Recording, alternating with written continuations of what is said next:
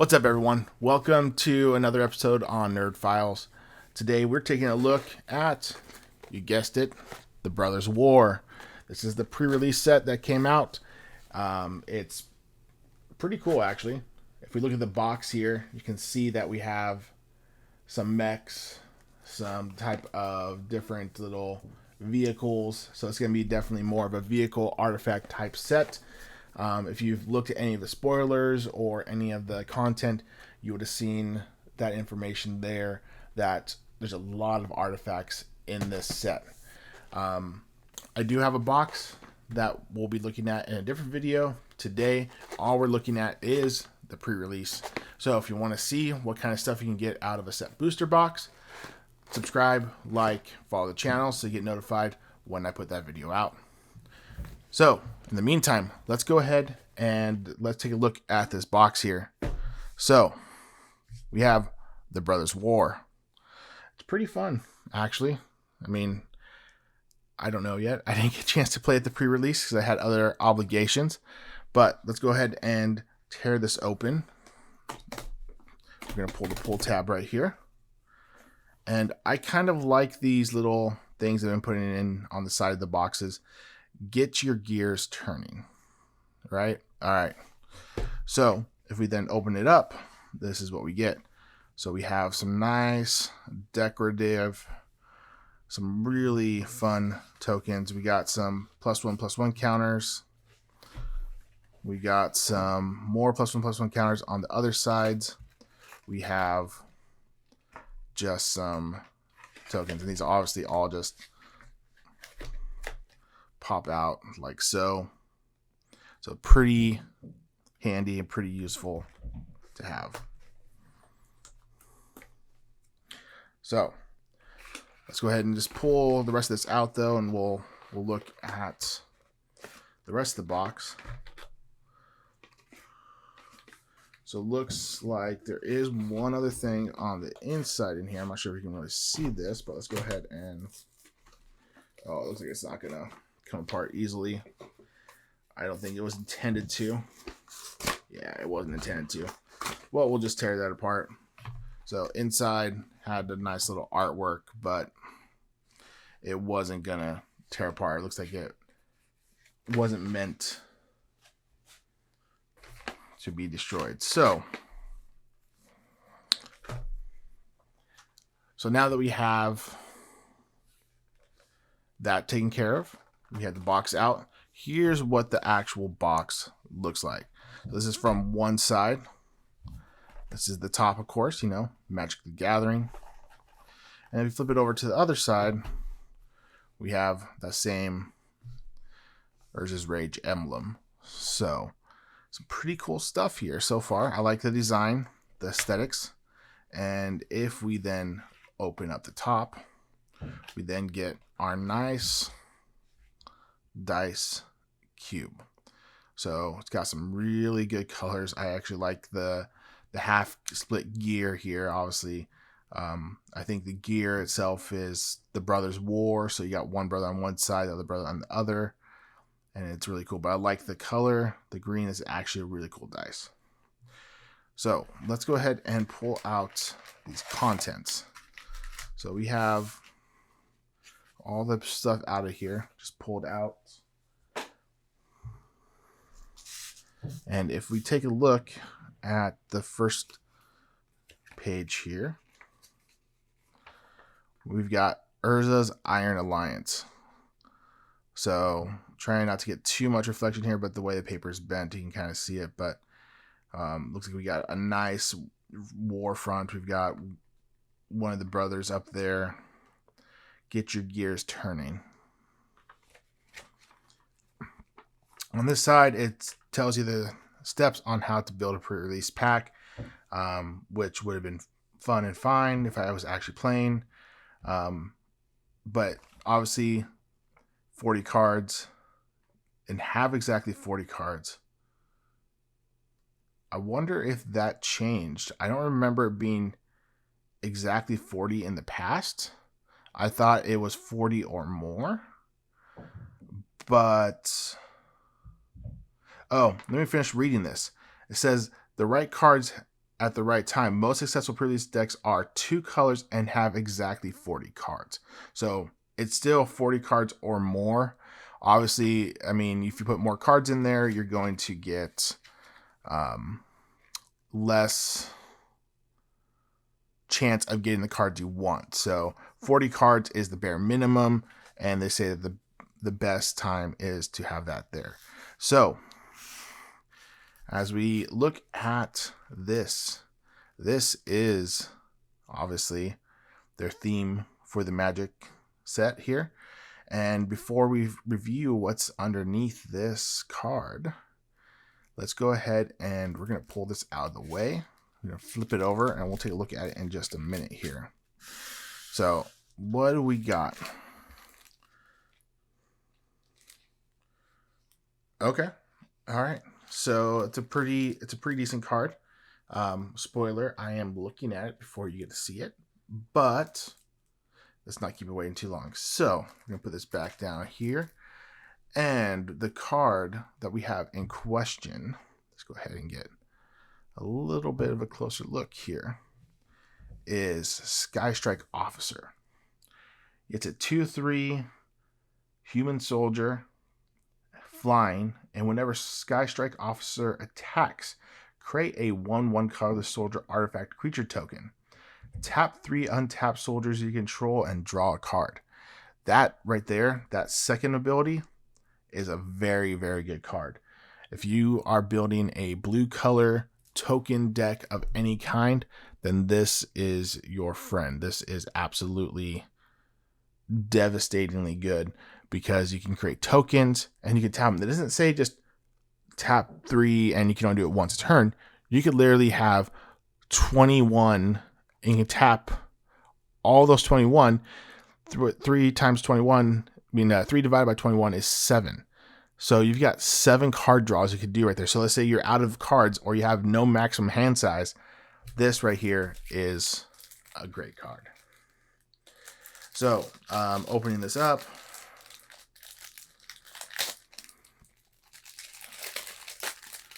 Pulling the card out. We'll of course set it to the side. Looks like we have the Arena card that has the code on the back side. And then we have some 1/1 tokens, and then something called Prototype, one of the new mechanics for this set. So let's go ahead and set this over out of the way.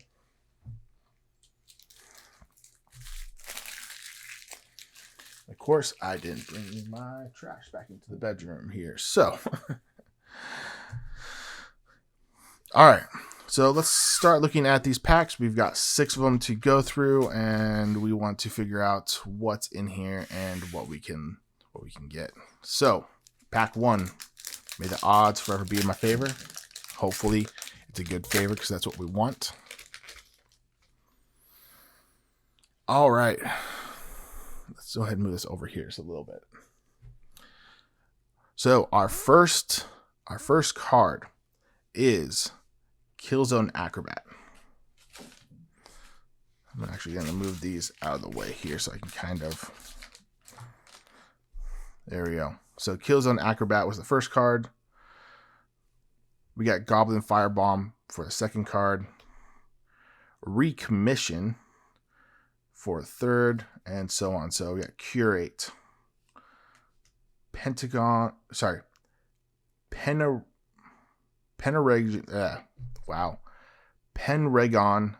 Strongbow.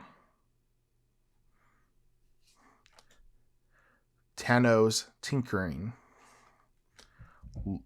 Loran's Escape. Mine Worker. Scrap Work Cohort. Splitting the Power Stone. Spectrum Sentinel. Jotun's Dissident. And for a rare, we got a Battlefield Forge. So we got a tap land with a tap for a red or white and deals 1 damage to myself. It's not a bad card. It's definitely a good one. And for our, we got some nice little artwork here. We got Ornithopter. All right. 0/2. And what's on the last one? We got Hajar, Loyal Bodyguard, Rare, Human Soldier. We get Sacrifice, Loyal Bodyguard, Legendary creatures you control get +1/+0 and gain Indestructible until end of turn. I don't know about you guys, but that is a pretty solid build card. And then we've got a Power Stone for our token. So that takes care of number 1. Going to pack 2. Let's see what pack 2 has to offer. All right, pulling it out. First card on the list is Carrion Locust. Disenchant, destroy target artifact or enchantment. Always good cards. Mightstone's Animation. Conscripted Infantry. Ooh, here we go. Rust Goliath with one of the prototypes on here. 10/10. Absolutely disgusting. But prototype, you may cast a spell with the different mana cost, color, and size. It keeps its abilities and types. So it still gets reach and trample, and it's still a construct, but then becomes a 3/5. If you can cast it for the 10 or find a cheat way to get that out onto the field, like there are a couple decks I have, that is absolutely gross. A 10/10 or a 3/5, depending on your abilities. And there's a second one. We've got ourselves a 5/4 Goring Warplow. Death Touch. Prototype ability. Again, alternate mana cost. Makes it a 1/1 instead of the 5/4. But Death Touch, if it's a 5/4 Death Touch, that's pretty good. Hoardian Recluse. Goblin Blast Runner. Thraxodemon. Dwarven Forge Chanter. Hero of the Dunes. Repair and Recharge. So return target artifact, enchantment, or planeswalker card from your graveyard to the battlefield. Create a tapped Power Stone token. Good one to have. Sardian Cliff Stomper. And then for our rare, we've got an enchantment. Visions of Phyrexia. At the beginning of your upkeep, exile the top card of your library. You may play the card this turn. At the beginning of your end step, if you didn't play a card from exile this turn, create a tapped Power Stone token.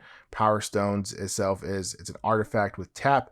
Add null. This mana can be spent to cast a non-artifact spell. So, Power Stones might become very useful. And, a good favorite, Burnished Heart, a very fun and easy mana fixer to have in your deck. If you don't use the Burnished Heart or you've never heard of the Burnished Heart, I would recommend you fix that. That can be a very cheap, well, depending on the time, but still it's a couple dollars to a few more dollars any time of year, but it's a good mana fixing card to have in your deck. So, pack 3.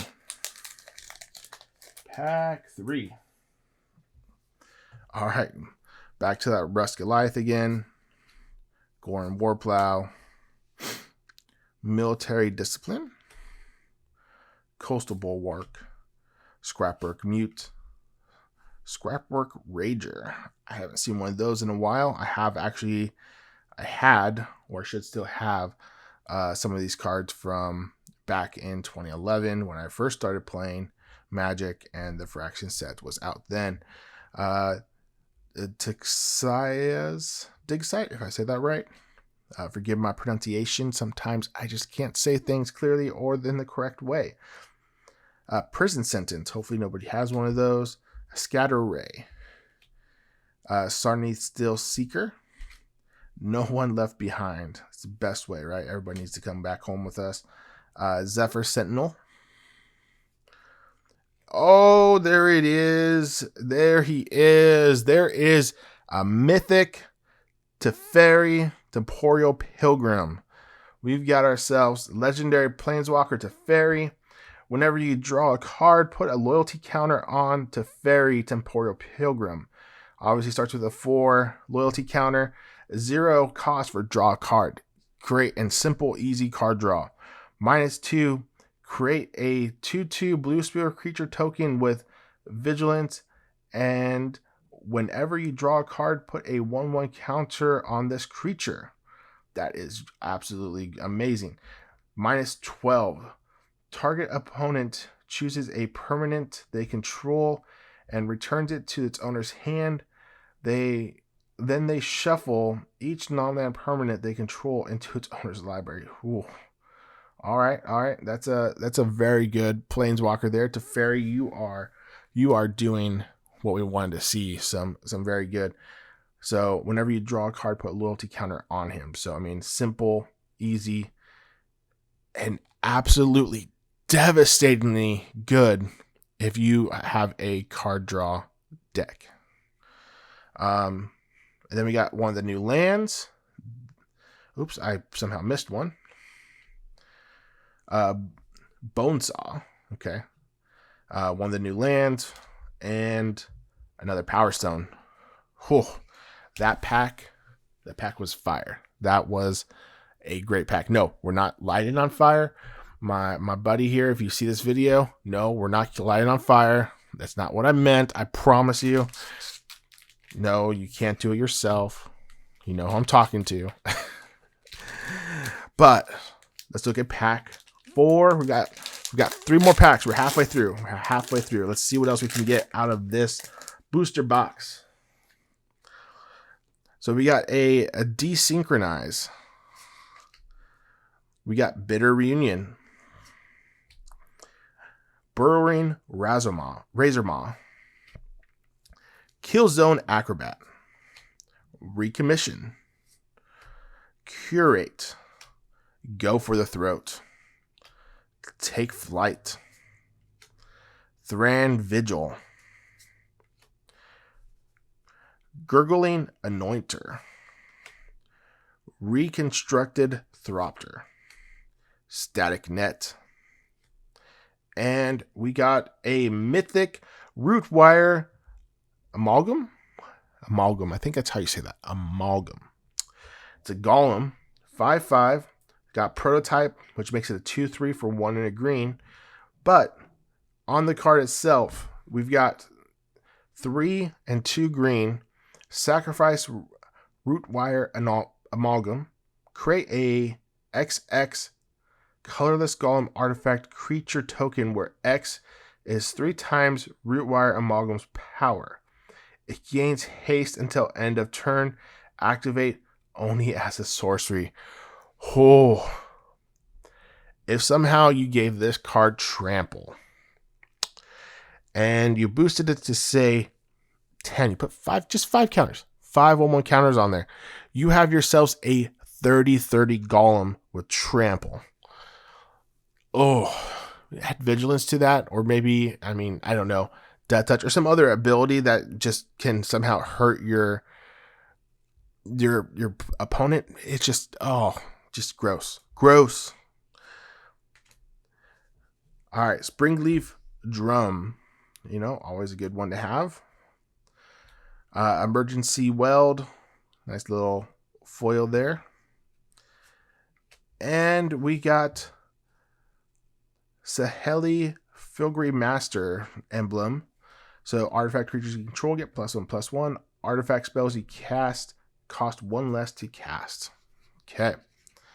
So that is pack 4. Let's go ahead and take a look at pack 5 here and see what we get. We got, besides this one, we'll have one more pack after this. So another Desynchronize. Bitter Reunion. Goblin Firebomb. Gnawroot Palebearer. Disfigure. Tokasia's Onulet. Swiftgear Drake. Weakstone's Subjugation. Evolving Wilds, always a nice one to have. Overwhelming Remorse. Obstinate Balleth. Wow. Come on, Alex. You can do this. I promise. We got a Giant Cindermaw. Hero of the Dunes. This one was actually one that I kind of saw. I was like, ooh, this could be a good little card here. Brotherhood's End. Man, if this is mine and my brother's end, then so be it. Sorcery. Choose one. Brotherhood End. Deal 3 damage to each creature and each planeswalker. Or destroy all artifacts with mana value 3 or less. 3. That's a good amount of artifacts that are out there. Most people will play anywhere between 1 and 3 in mana value anyway. Those few that play higher exceptions, like I have a couple in my Knight artifact deck that I built. That's gross. And then we got Artifact Creature Assembly Worker. When Self-Assembler enters the battlefield, you may search your library for an Assembly Worker creature card, reveal it, put it into your hand, and shuffle. And then we got ourselves a nice little 1/1 and prototype card. All right.